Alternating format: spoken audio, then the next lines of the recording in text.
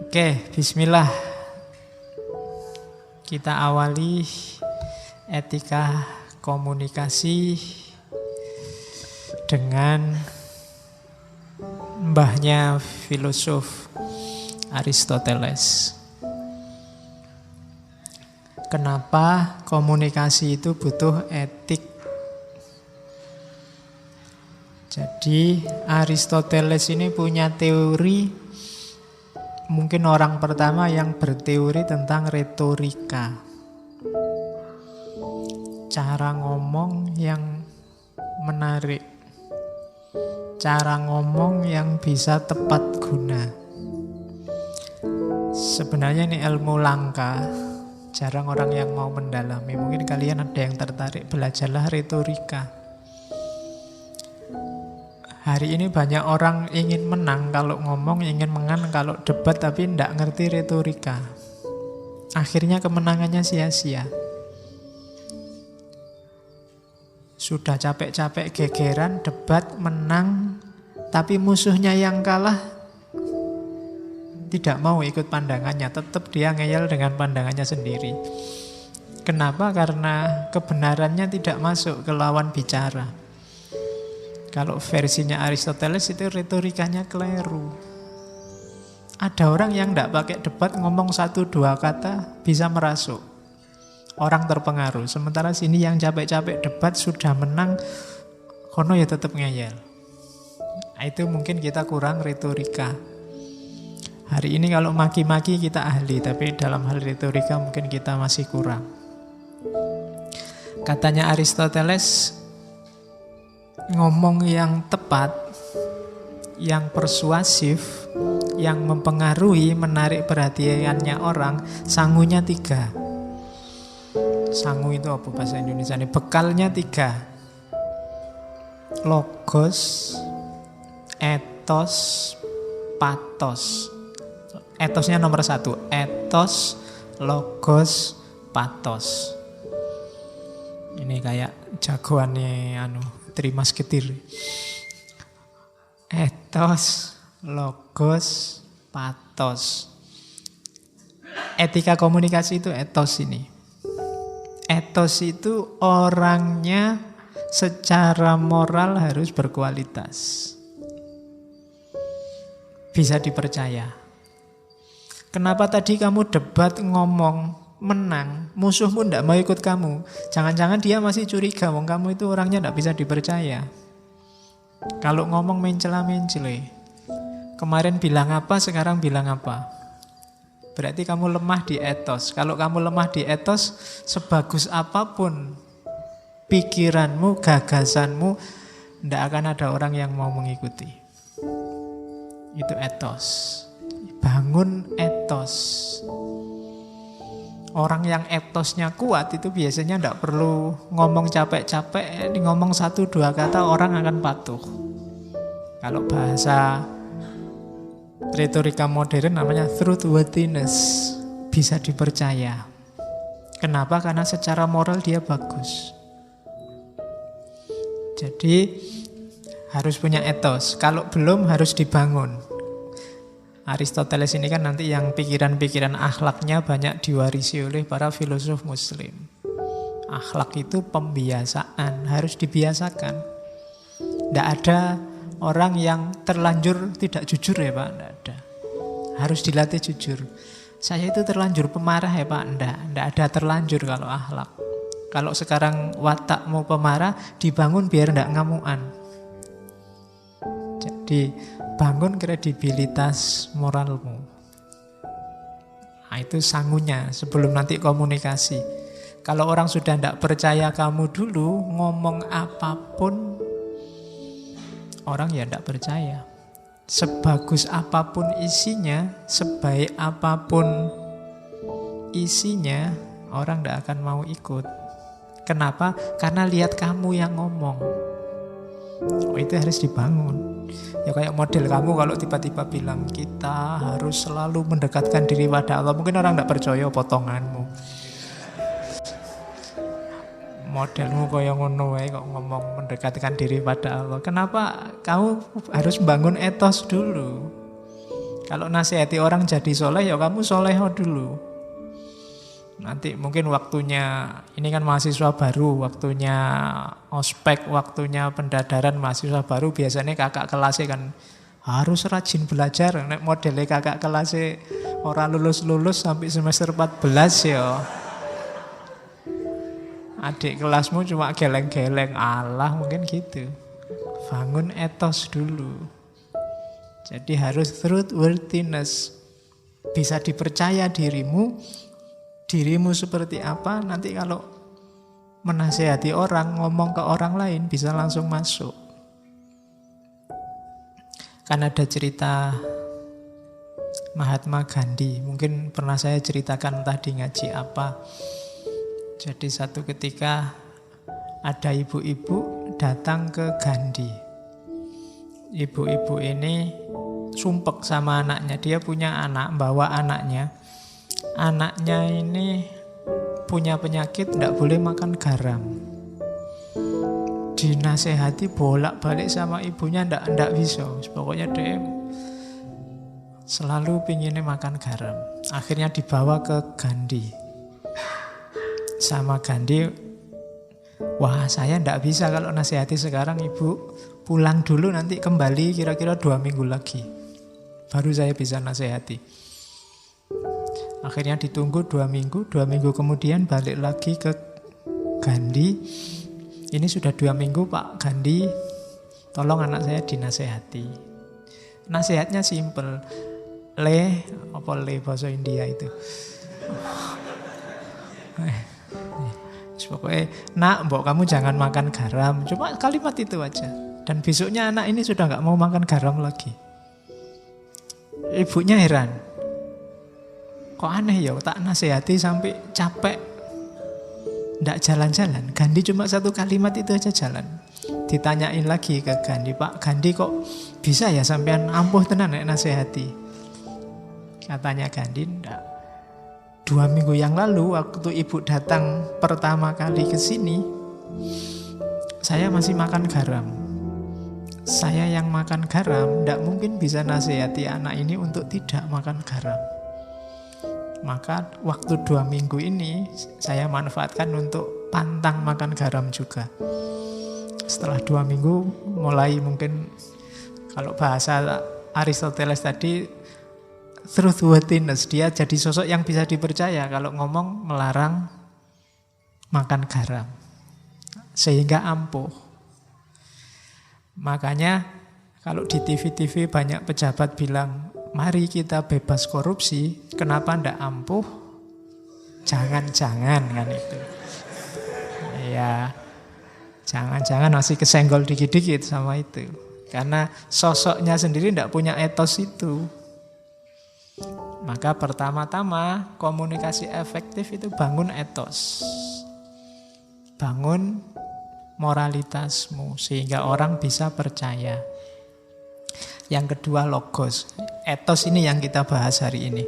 Etika dalam komunikasi. Yang kedua logos. Logos ini masuk akal.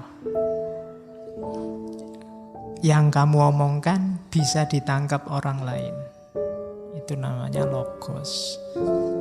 Ya meskipun mungkin kredibilitasmu tinggi, kalau ngomongin ndak karu-karuan ngawur ya orang paham aja ndak. Gimana mau mengikuti? Dan yang terakhir patos. Patos itu emosi. Jadi tulus dari dirimu sendiri dan bisa mempengaruhi orang yang kamu ajak bicara. Buktinya kamu sukses komunikasi itu di orang yang kamu ajak bicara. Kalau dari kata-katamu orang kemudian jadi terpengaruh. Kalau sedih dia jadi nangis, kalau senang dia jadi ketawa. Ini ada unsur patosnya. Emosi terlibat. Ya kayak penceramah itu, kalau penceramahnya semangat, orangnya wah jadi semangat. Kalau ngomongnya kayak saya gini, kelemek-kelemek, kamu jadi ngantuk. Loh itu berarti saya sukses, ada patosnya. Jadi ada emosi terlibat. Yang sini adem, sana ikut adem tidur. Oke, jadi itu namanya patos. Jadi komunikasi itu kalau 3 ini terlibat, retorikamu bagus, sudah sukses. Ya nanti ada teori turunannya detail. Kapan-kapan kita ngomong itu ya, tentang retorika selama 1 bulan. Jadi itu etik dalam komunikasi. Ada etos, ada logos, ada patos. Ini kalau zaman Yunani namanya trivium. Jadi 3 bidang utama. Kenapa ini penting zaman itu? Kehidupan Yunani era filsafat awal itu kan isinya diskusi-diskusi. Orang saling bertukar pikiran, saling mengadu pandangan. Maka dibutuhkan 3 ini. Oke, terus dari situ kita butuh etos, etika komunikasi. Definisinya itu kalau dalam bahasa Inggris. Kamu terjemah sendiri ya. The principle governing communication. Prinsip-prinsip yang mengatur komunikasi. The right and wrong aspect of it. Aspek benar dan salahnya komunikasi. The moral and immoral dimension relevant to interpersonal communication. Moral, dimensi moral dan immoral. Diingat-ingat yang belajar etika, moral itu lawannya immoral, bukan amoral. Awas keliru. Kalau ada mahasiswa dan mahasiswi kok masuk kamar mandinya masjid siang-siang berdua, itu immoral, bukan amoral. Kalau amoral itu perbuatan yang tidak berhubungan dengan moral. Misalnya saya garuk-garuk kepala saat ini, mungkin itu tidak bisa dijudgment secara moral baik atau buruk, ini tidak ada hubungannya sama moral. Tapi kalau saya meludah ke situ, ke karpet itu mungkin immoral. Jadi amoral itu tidak ada hubungannya sama moral. Misalnya yang pakai kopiah dan tidak pakai kopiah di sini itu tidak bisa dinilai yang pakai kopiah lebih moral, yang enggak. Itu sifatnya netral, tidak berhubungan dengan apapun. Itu namanya amoral. Jadi, Pak, saya makan di angkringan. Nah, itu mungkin perbuatan amoral. Tidak ada hubungannya sama moral. Jadi kalau ada temanmu mau ngangkring, kamu melakukan perbuatan amoral. Ya, cuma di kita sering kesannya amoral itu tidak bermoral. Padahal yang tidak bermoral itu immoral. Jadi perbuatan itu kan ada baik, ada buruk, ada netral. Yang netral ini amoral. Yang jelek itu immoral. Jadi immoralitas lawannya moralitas. Itu yang dibahas. Jadi etika komunikasi itu yang dibahas prinsip-prinsip komunikasi apa saja. Yang benar dan yang salah. Biasanya ngomong kontennya. Atau moral dan tidak. Moral dan tidak itu biasanya kita definisikan baik dan buruk. Ini kan nilai-nilai dasar kalau dalam hidup kita. Benar, salah, baik, buruk. Ada lagi sebenarnya yang ketiga nanti. Nilai estetik. Kalau komunikasi nanti isinya pantas atau ndak pantas. Ada sesuatu itu ya benar, ya baik, tapi ndak pantas. Ndak pantas itu ya ndak selayaknya. Biasanya sifatnya lokal. Jadi ndak pantas itu biasanya ada harmoni yang ndak pas, terkacaukan. Nah itu levelnya namanya estetik. Kalau baik buruk namanya levelnya etik. Kalau benar salah biasanya yang paling utama levelnya logik.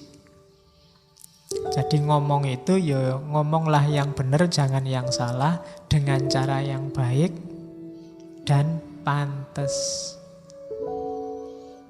Oke, kalau pantas itu ya harmonis, cocok, sesuai. Nah, etika komunikasi ngomong itu. Jadi setiap orang pasti berkomunikasi karena setiap orang makhluk sosial. Cuma komunikasi harus belajar teorinya. Makanya ada etika komunikasi. Oke, dilanjut. Nah, ini dasar teorinya dulu. Ini pelan-pelan belajar etika. Jadi hidup ini paling dasar itu belief. Jadi justru dalam hidup kita itu yang paling mendasari hidup kita itu apa yang kita percaya dan yang tidak kita percaya. Dari belief nanti berkembang jadi nilai-nilai. Nilai itu contohnya perdamaian, persaudaraan, keadilan, itu kan nilai. Jadi yang paling dasar akarnya itu belief.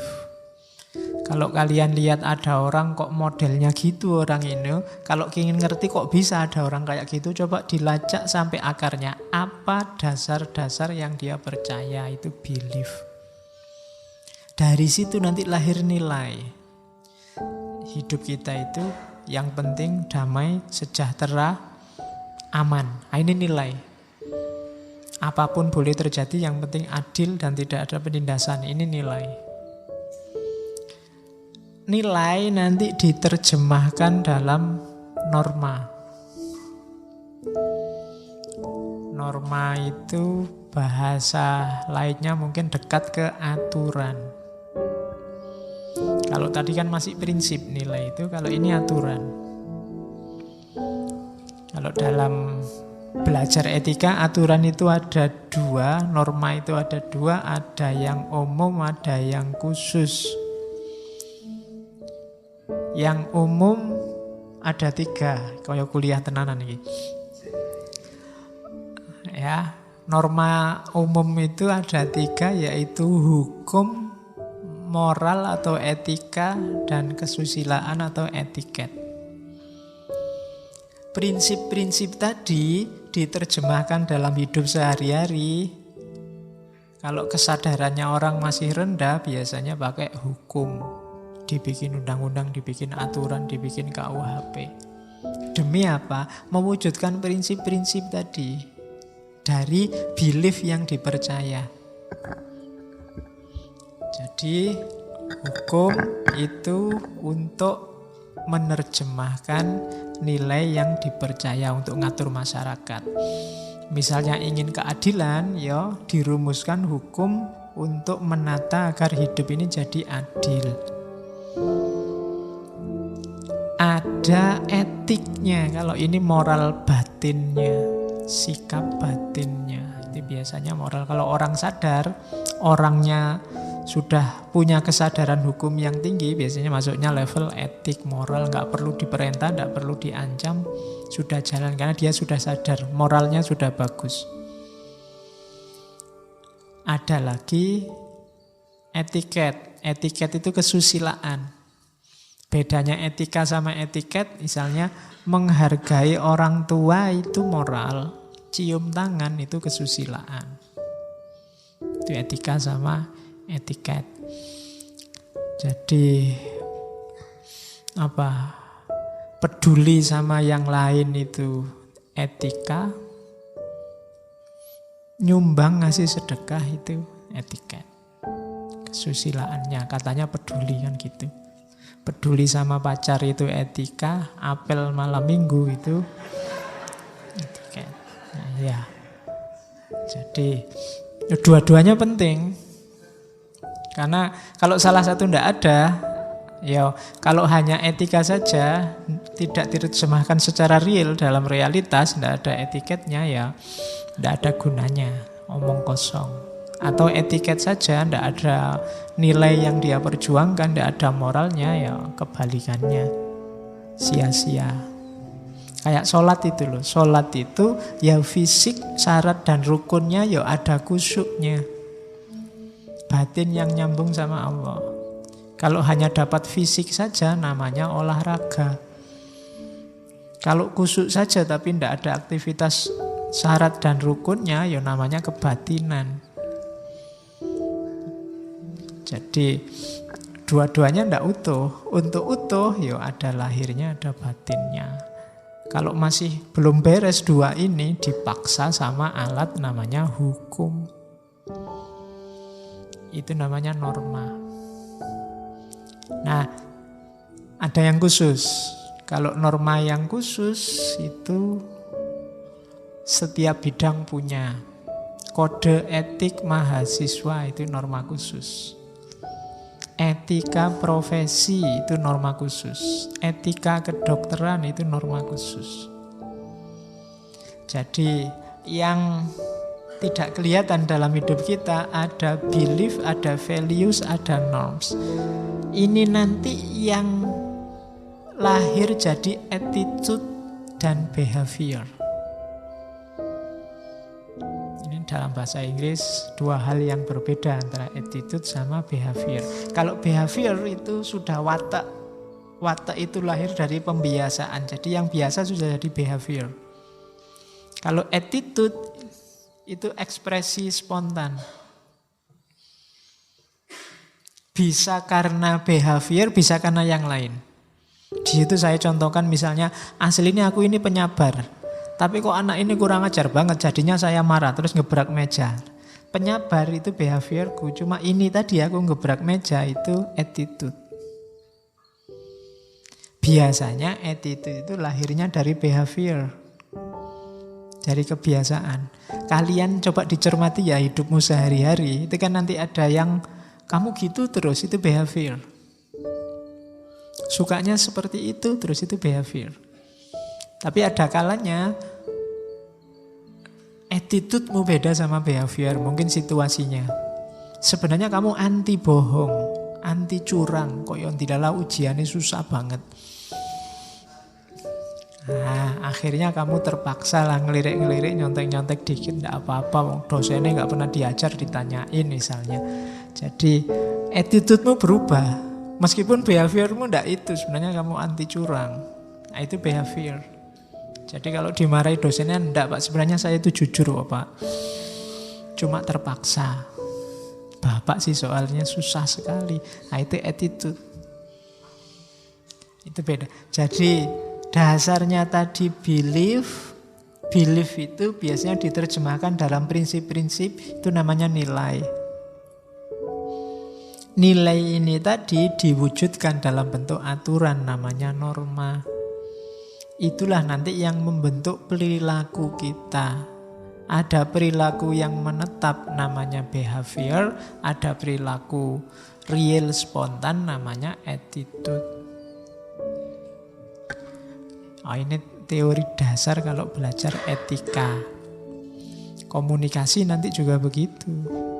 Membangun etik komunikasi, tidak bisa ujuk-ujuk orang disuruh attitude atau behaviornya. Garapnya harus dari belief. Orang yang tidak percaya Tuhan pasti beda nanti cara menerjemahkan nilai, norma, dan gaya hidup dan behaviornya dengan yang percaya Tuhan. Orang yang tidak percaya hari akhir akhirat pasti juga beda cara dia hidup dengan yang percaya hari akhir akhirat. Itu beliefnya. Oke, orang yang coba kan ada beberapa mahasiswa misalnya yang ada yang takut sama cewek, takut sama perempuan. Kalau didekati perempuan deg-degan, gemeteran. Coba dicek, jangan-jangan ada belief-belief tertentu. Atau sebaliknya, kowendel apa? Kalau sama perempuan nekat. Nah, itu jangan-jangan ada sistem belief di balik itu. Dan itu untuk penelitian enak coba sambungkan misalnya sama feminisme. Kok ada ya cowok takut sama cewek? Jangan-jangan takutnya bukan karena dia memang anti cewek, cuma ada stereotip pandangan yang negatif tentang perempuan. Misalnya perempuan itu bikin susah, perempuan itu cerewet, perempuan itu jangan-jangan begitu. Nah, itu beliefnya dulu, jangan digarap attitude-nya. Kalau ketahuan beliefnya, oh pantes. Kan gitu. Jadi karena dasar perilaku itu ada di belief. Kenapa sih kok kalau orang barat misalnya, kalau anak muda ngomong sama orang tua, itu yang muda tetap harus menatap wajahnya. Sementara kalau di kita, kalau sama orang tua tidak boleh natap wajahnya, kamu harus menunduk. Menunduk menandakan hormat. Kalau di sana menatap wajah menandakan hormat. Itu kan aspek attitude-nya. Kamu lacak ke belakang, ada belief dan nilai-nilai apa. Mungkin kalau di sana mungkin nilainya mungkin yang dibangun nilai kesetaraan. Dari belief bahwa manusia itu dasarnya bebas. Sementara mungkin di kita beliefnya itu manusia itu hierarkis. Ada level. Ada yang perlu dihormati kelas tinggi, ada yang mungkin begitu. Dari situ lahir nilai-nilai. Mungkin ketertiban. Di sini mengandalkan nilai ketertiban. Tidak boleh ada kekacauan, maka yang muda ketemu yang tua jangan boleh ngangkat kepala. Sementara di sana nilai yang diangkat adalah kesetaraan. Jadi tidak muda, tidak tua, semuanya punya hak. Kalau di sana paradigmanya hak, di sini mungkin paradigmanya kewajiban. Kewajibannya yang muda menghormati yang tua. Nah, itu akarnya namanya. Jadi kalau ada problem, jangan kesusu di judgment attitude-nya. Kamu lacak akarnya ke belakang, ke bawah. Kenapa kok jadi begini, kenapa kok begitu? Karena perilaku itu lahir dari belief setiap orang. Kok ada mahasiswa kuliah suwantemen sampai semester 14? Misalnya, gelarnya besok PhD. Lulusnya pas hampir DO. Nah, itu jangan-jangan dia punya sistem beliefnya sendiri. Mungkin bagi dia kuliah itu tidak penting. Kuliah itu cuma buat status saja Pak, lumayan mahasiswa. Karena kalau tidak kuliah saya tidak punya status. Misalnya, itu kan sistem. Sementara nilai yang dia perjuangkan kan bukan nilai-nilai kayak yang pingin cepat selesai kuliah. Mungkin ada nilai-nilai lain. Dan seterusnya. Jadi belief, values, norms, attitude, dan behavior. Ini struktur hidupmu. Ini kalau dalam filsafat bahanmu untuk muhasabah. Hidupmu itu kok sekarang wajahnya seperti ini. Apa sistem beliefmu selama ini yang entah kamu sadar apa enggak? Values apa yang kamu perjuangkan? Harus disadari mulai sekarang. Apa setiap orang punya Pak? Punya, cuma enggak setiap orang sadar. Itu yang harus kamu gali. Karena begitu kamu enggak sadar, ya hidupmu nanti otomatis dari otomatis ke otomatis. Enggak reflektif. Kalau bahasanya Socrates, hidupmu enggak ada nilainya. Karena kamu enggak tahu kenapa kamu begitu.